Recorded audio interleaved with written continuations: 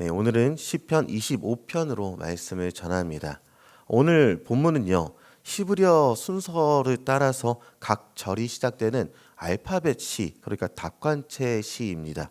첫 절은 히브리어 알파벳 첫 글자인 알렙으로 시작하는 게 히브리어 원문의 시이고요. 두 번째 절은 베트, 그렇게 시작해서 마지막 글자인 타우까지 해서 이어지는 정교한 문학적 구조를 갖고 있다는 것이죠. 쉽게 생각해 보면 우리가 생각하는 삼행시 같은 구조의 언어가 바로 이 25편에 들어있는 것입니다. 이러한 형식이 쓰여진 이유가 있습니다. 바로 시를 암송하고 기억하기 쉽게 만들었을 때 이렇게 닭관체 시를 쓰고요. 그리고 알파, 처음부터 오메가까지, 처음부터 마지막까지 하나님의 모든 것을 의지하여서 완전한 기도를 드리려는 이 시인의 고백을 담고 있는 것이 이 닭관체 시의 특징인 것이죠. 그리고 이 시를요, 유대인들은요, 유대 전승에 따르면 개인적인 고난의 때, 그러니까 하나님의 인도하심과 죄의 용서가 절실히 필요할 때마다 깊이 묵상하면서 기도하는 노래가 오늘 본문이었던 것입니다.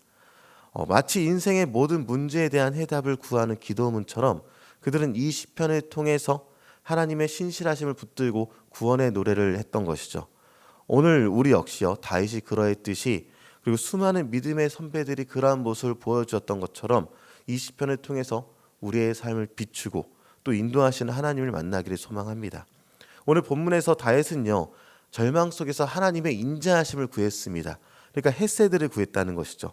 6절에서 다윗은 부르짖기를요, 여호와여 주의 긍휼하심과 인자하심이 영원부터 있었사오니 주여 이것들을 기억하옵소서라고 말합니다. 인자하심으로 번역된 히브리어 헤세드는요, 언약에 기초한 하나님의 변함없는 사랑과 그리고 신실하심 자체를 의미하고 있는 것이죠. 이것은 상대방의 자격이나 조건에 따라 변화하는 그런 감정적인 사랑이 아니라 스스로 맺으신 언약의 근거에서 끝까지 책임지시고 약속을 지키시는 하나님의 성실하심을 나타내는 단어가 바로 헤세드인 것입니다. 다윗은요, 지금 자신의 처지를 보지 않습니다. 자신의 제약됨과 허물, 연약함, 그리고 실패를 본 것이 아니라 만약 그가 자신에게 집중했다면 그는 절망하고 낙심할 수밖에 없었을 것이지만 그는 자신의 시선을 들어서 영원부터 변함없으셨던 하나님의 헤세드에 고정하고 있다는 것이죠.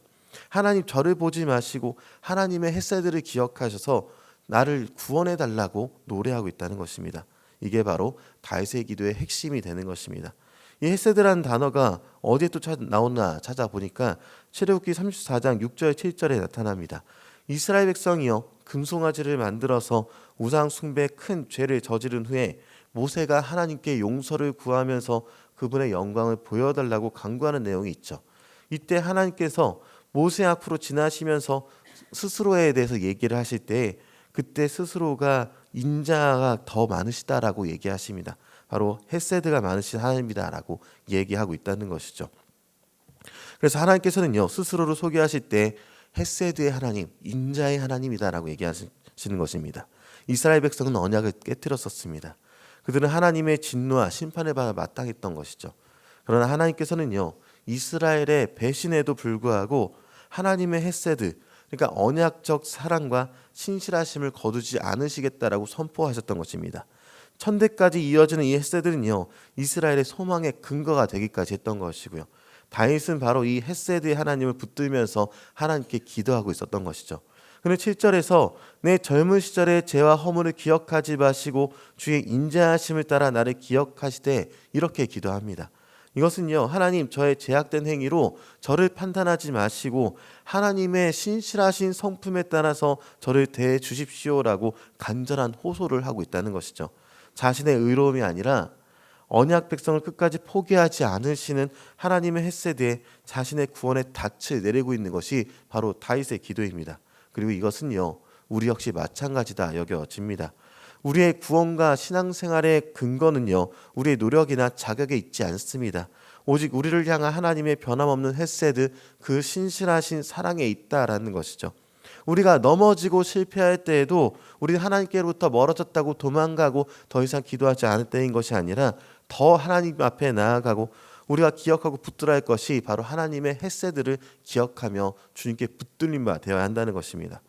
다윗은요, 시편 25편 전체를 통해서 하나님의 인도하심을 간절히 구했습니다. 그는 인생이라는 광야의 길을 잃은 자처럼 자신을 구원의 목적지로 이끌어줄 안내자 하나님만을 바라보면서 나아가고 있었다는 것이죠. 이 다윗의 간절한 기도는요, 신약 시대를 살아가는 우리에게도 너무나도 익숙한 한 분을 떠올리게 하죠. 바로 예수 그리스도를 떠올리게 하는 것이 오늘 본문에 기록된 것입니다.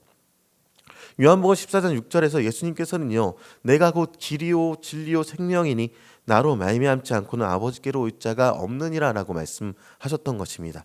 다윗은 하나님께 길을 보여달라고 기도했지만 하나님께서는요, 우리에게 길을 보여주시는 것을 넘어서서 길 자체이신 예수 그리스도를 보내주셨던 것이죠. 다윗은 진리로 지도해달라고 간구했지만 하나님께서는 우리에게 진리 자체이신 예수님을 통해서 말씀하시고 자신을 계시해 주셨던 것입니다. 다윗은 구원의 하나님을 종이토록 기다렸다고 5절에 기록하지만 하나님께서는 우리에게 생명 자체이신 예수님을 통해 영원한 생명을 선물로 주셨다는 것이죠. 시편 25편에서 다윗이 그토록 간절히 찾고 구했던 모든 것의 궁극적인 성취와 완전한 실체가 바로 예수님으로서 우리에게 오신 것입니다. 그리고 더 나아가서 다윗이 7절에서 그토록 용서를 구했던 젊은 시절의 죄와 허물, 그리고 11절에서 크나큰 죄악, 그 문제는요, 예수 그리스도의 십자가를 통해서 완벽하게 해결됐다는 것을 우리가 알고 있다는 것이죠. 다윗은 하나님의 헤세드에 근거해서 죄 용서를 구합니다. 그리고 우리는요, 그 헤세드의 최고 절정이신 예수님의 보혈의 공로를 의지해서 담대히 은혜의 보좌 앞으로 나아가게 되는 것입니다.